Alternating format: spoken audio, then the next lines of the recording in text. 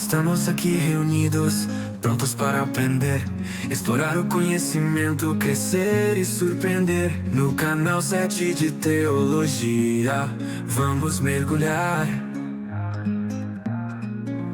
nas águas profundas do saber, sem medo de naufragar. Descobrir os mistérios, desvendar a verdade. Juntos nessa jornada, rumo à evolução. 7 de Teologia, nosso coração em devoção. Paz, meus irmãos, estamos juntos novamente em mais uma lição de subsídio da Escola Bíblica Dominical. Estamos nesse trimestre estudando sobre santidade e hoje nós vamos pensar a lição de número 12. Esperamos poder contribuir com o aprofundamento desse tema para a sua aula, querido professor. Lição de número 12, santificação e o trabalho em serviço cristão.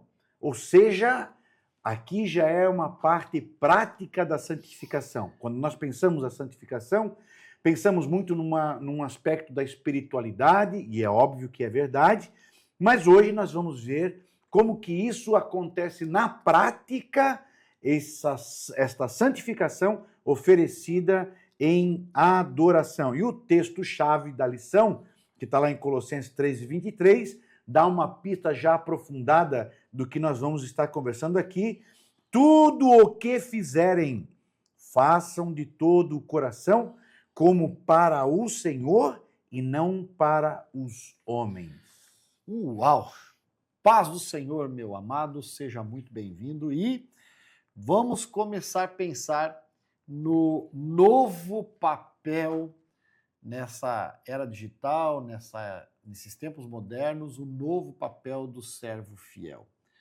4 papéis você precisa desempenhar para que o seu trabalho, o seu serviço cristão esteja dentro do padrão de santificação. Primeiro papel, você deve atuar como um coach. Olha essa coisa linda. Um treinador, um professor, um orientador. Você não... Eu trabalhei em empresa... Aliás, pastor Leandro, vou avacalhar um pouquinho. Eu tive professor no curso de teologia, muitos anos atrás, que ele passava aquele papelzinho pardo, aquele que a gente embrulhava pão antigamente, no livro, aí ele estava citando o livro, daí eu... Professor, que livro é esse aí? Que bacana! Não vou citar para vocês porque eu sou o único que tem esse livro. Era assim, amado, você foi chamado por Deus para atuar como um coach, para você ensinar a outro o que aprendeste, ensina a homens honestos. É isso que Paulo trabalha, é isso que a Bíblia trabalha desde o Antigo Testamento. Segundo, Coach aqui no bom sentido, né? Diga-se de passagem. Sim, claro, como um treinador, um professor, um orientador, né? Segundo, o seu papel é estabelecer a visão. Qual é a visão, meu amado? A palavra de Deus. É aquilo que está proposto pela Bíblia Sagrada, que Deus deu aos seus líderes, aqueles que estão acima de você.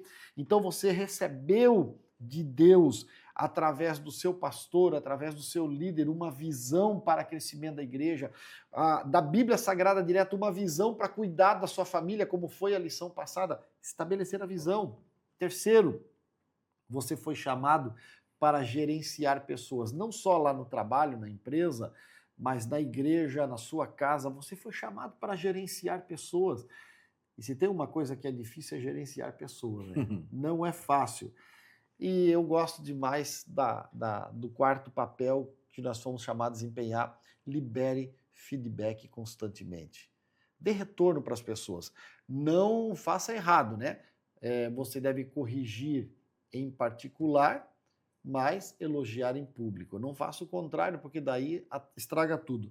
Então, quando nós falamos de trabalho cristão, primeiro que nós estamos falando uma coisa que não é bacana, né? O trabalho não é bacana. Bom seria nós estarmos de férias. 11 meses de férias e um mês de trabalho. Não vamos ser francos e Não sinceros. vamos exagerar. Vamos exagerar, vamos ser sinceros. O bom seria 11 meses de férias e um mês de trabalho. Mas não dá. Deus instituiu isso dentro de nós, ele nos deu essa ordenança, temos que trabalhar, então nós vamos trabalhar. Há referências do Antigo Testamento, há referências do Novo Testamento, e quando nós falamos o serviço como expressão de santidade, aí ele começa dizendo, Jesus, o nosso modelo perfeito. Trabalho até hoje, o pai trabalha até hoje e eu trabalho também. Meus irmãos, uma coisa interessante quando nós juntamos aqui o que Paulo diz, né, no nosso texto-chave em Colossenses, ele está escrevendo aqui para trabalhadores, está escrevendo aqui para servos, e Paulo está dizendo, olha, o que vocês fizerem, não pense que vocês estão fazendo para homem, mas você está fazendo para o Senhor. Ou seja, Paulo aqui, ele quebra e nos traz uma nova ética do trabalho. Eu não tenho como viver, primeiro ponto, eu não tenho como querer viver santidade isolado. Tem muitas pessoas que têm essa ideia de, não, puxa, como eu queria ir morar no meio do mato, porque daí lá eu ia ser santo. Como seria legal se eu pudesse ter uma casa lá em cima daquela montanha, só eu lá, aí sim, lá sozinho eu ia ser santo. Veja, irmãos, a palavra de Deus vai nos colocar uma realidade abismal, completamente diferente sobre isso. A palavra de Deus vai nos dizer que a santidade vai nos conduzir ao serviço. A santidade não é você ficar meditando 24 horas e não trabalhando. A santidade envolve o trabalho. E a forma como eu vou realizar o trabalho vai indicar meu nível e o meu aspecto de maturidade nesta santidade. Ou seja, se eu estou fazendo ali, cumprindo aquelas horinhas do meu trabalho, mas estou fazendo com murmuração, mas estou fazendo xingando o patrão, xingando o trabalho, obviamente que você nem crente é. Porque a palavra de Deus vai nos colocar de que aquilo que você estiver fazendo, você deve fazer não para o teu patrão imediato, mas para o teu Senhor Jesus o Cristo. Há uma quebra, repito, há uma quebra totalmente aqui sobre a nossa ética do trabalho. Então eu não mais trabalho pelo salário. Eu não estou... Isso aqui é profundo da gente pensar, irmãos, porque assim vai nos desajustar o nosso mundinho. Então, se eu não trabalho para o patrão, eu também não estou trabalhando pelo salário. Pelo que eu trabalho, então? Eu trabalho porque no meu trabalho eu estou expressando a glória do meu Deus. No meu trabalho, como disse o pastor Sérgio, eu sou um treinador lá dentro. Ah, mas eu não sou o patrão, mas eu não sou o gerente, mas eu sou um treinador lá dentro. Olha para a vida de José na cadeia. José está na cadeia, José está prejudicado com fake news, com mentira, preso. José podia estar na cadeia, claro, depressivo, ressentido, falando de todo mundo, reclamando de todo mundo. Mas José, na cadeia, está expressando a sua santidade interna, interior, em sacrifício a Deus, trabalhando. Resumindo o que o pastor Lemos falou, em consonância com o texto-chave dessa lição, tudo que fizer, faço de todo o coração, eu costumo dizer que nós precisamos entender que não existe trabalho santo e trabalho secular.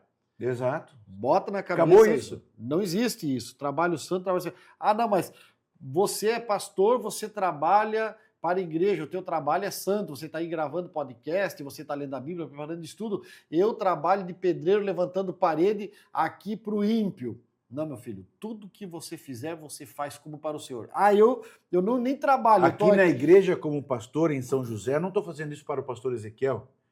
Não estou fazendo para um patrão ou para o homem. Eu não tenho um emprego, não é? Exato. Mas eu não trabalho, eu sou dona de casa, eu só lavo louça e cuido de filhos. O seu trabalho é como para o Senhor. E nesse jogo da vida, nessa ideia de santificação e trabalho, existem regras. Existem regras. Então, existem regras que, se não forem obedecidas, elas vão te destruir. Primeira regra, ignorância. Você lembra de Davi quando está entrando, buscando a arca para levar para Jerusalém a primeira vez? A ignorância não poupou a morte daquele moço. Então, cuidado com a ignorância. E aqui, deixa eu fazer só um parênteses. O como é fácil, pastor Sérgio, quando a gente se entende, né? Estou trabalhando para um homem, estou trabalhando por um salário, e o salário é pouco e tal. O como a gente se deixa se prejudicar do não entender o que está fazendo. Eu posso ser um pedreiro, mas eu posso ser um pedreiro de excelência. Nossa. Eu posso ser um pedreiro relaxado. Aliás, e um pedreiro de excelência. Eu amo essa expressão. E quanto é que ganha hoje um pedreiro de excelência? Oh. Ganha quase como médico. Exato. Entende? Exato. A hora trabalhada de um pedreiro de excelência é muito alta. Então veja de que isso que o pastor Sérgio está falando sobre a ignorância. Eu posso ser um pastor que não estuda a palavra. Eu posso ser qualquer coisa eu posso fazer na vida. Eu posso ser um padeiro que não sabe fazer o pão direito, que não tem o tempo do... Por que tem padaria que você tem preferência, que tem um pãozinho melhor do que a outra? Exato. Então, em todas as coisas que você fizer, uma das coisas que você vai honrar a Deus é você fazer com essa excelência e não com ignorância. Continua, pastor, por favor. Excelência da qualidade, eu gosto dessa expressão demais, eu gosto demais. Outra coisa que pode lhe destruir no seu trabalho é a negligência. Você lembra de Nadab e Abiú? Vamos entrar com um fogo estranho no santuário. Tanto faz, porque Deus não está olhando, Ele está olhando tudo. E Ele está olhando. O descuido, Deus manda Moisés falar com a rocha, Moisés golpeia a rocha. Não faça descuidado, faça coisa bem feita, dê o seu melhor.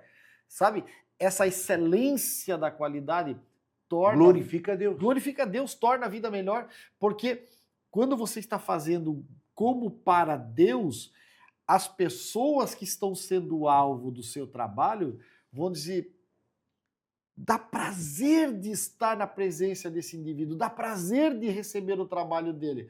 Mas por quê? Porque ele não está trabalhando por trabalho, ele não está trabalhando por dinheiro, não está trabalhando para homem, está trabalhando para Deus, e para Deus é o melhor. E quando eu faço o melhor... E outra, para encerrar essa parte aqui, pastor, são as pressões. Diante de circunstância, Saul se impacientou, fez o sacrifício, não resistiu à pressão e acabou sucumbindo na guerra. Então veja como a gente pode fazer o trabalho, o cotidiano, e tornar esse trabalho cotidiano um culto a Deus. Um culto a Deus. A gente está falando coisa muito séria aqui, porque nós estamos falando coisas do cotidiano, de todo dia. Segunda-feira a mesma coisa, terça-feira a mesma coisa, quarta-feira a mesma coisa. Mas eu posso mudar essa mesma coisa só mudando o meu entendimento de como eu faço isso. Aliás, o Dr. Roberto Chiniachik, no seu livro A Revolta dos Campeões, ele começa dizendo assim, a sua família, o seu cônjuge, seus filhos, os seus empregados, os seus colegas de trabalho, os seus vizinhos, tudo e todos são consequência de você mesmo. Se você quer mudá-los, comece mudando a si mesmo. Essa mudança gerada no seu interior vai refletir nos outros e você vai ter as condições que você tanto deseja, tanto procura. Olha só que interessante, irmãos, como uma frasezinha extremamente pequena da Bíblia, e se você pegasse só essa frasezinha pequena da Bíblia, você já muda a tua vida. Entende? Como para o Senhor. Pronto. Tu muda a tua vida, completamente muda a tua vida. Porque, mas todo dia eu tenho que pegar o ônibus, todo dia eu tenho que bater o cartão, todo dia eu tenho que encontrar aquele chefe.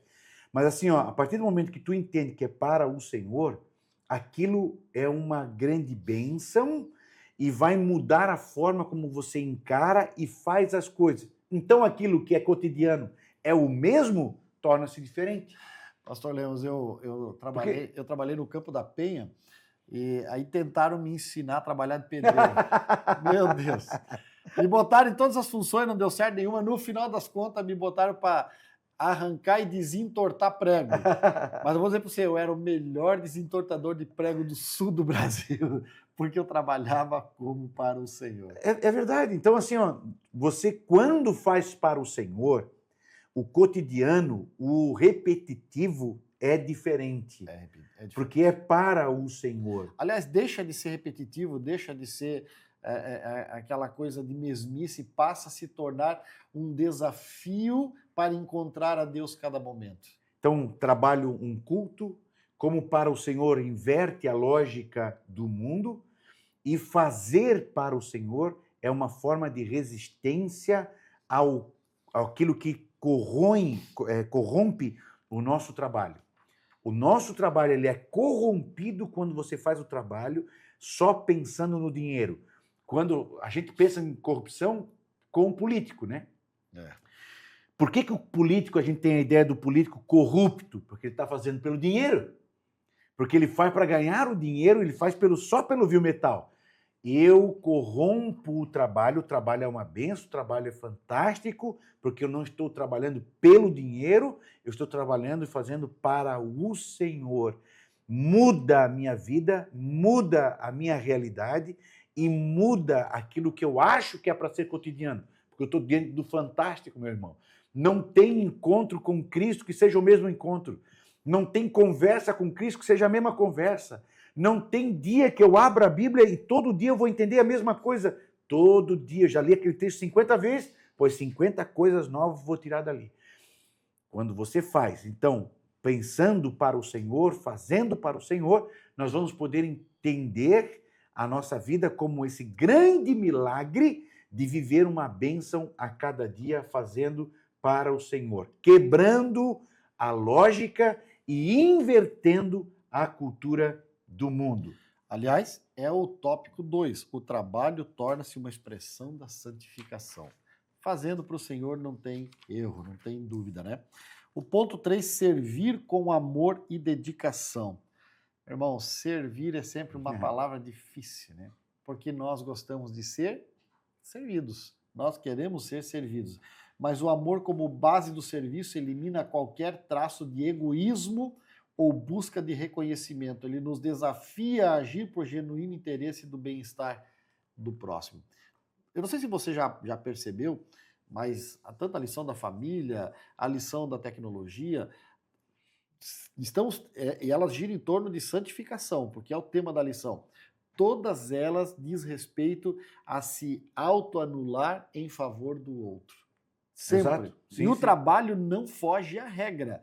E aí fica uma reflexão, nosso tempo está chegando ao fim, eu vou fazer a minha parte de encerramento aqui, pensando o seguinte: alguns se tornam inesquecíveis porque se tornaram uma espécie de Acabe, o pior rei de Israel. Outros, mesmo depois de mortos, continuam influenciando como foi o grande rei Davi. A pergunta é: você vai trabalhar como Acabe ou como Davi? Fica aí para a sua reflexão. E o quanto que trazer essa verdade da Escritura na nossa santificação, né? O quanto que isso cura o nosso ego, o quanto que isso nos faz viver uma vida mais autêntica, sossegada e fazendo para o Senhor. E essa palavra de encerramento eu deixo para você, professor da escola dominical. Você não está dando uma lição da escola dominical porque o dirigente te colocou lá, porque você está na escala. Faça isso para o Senhor.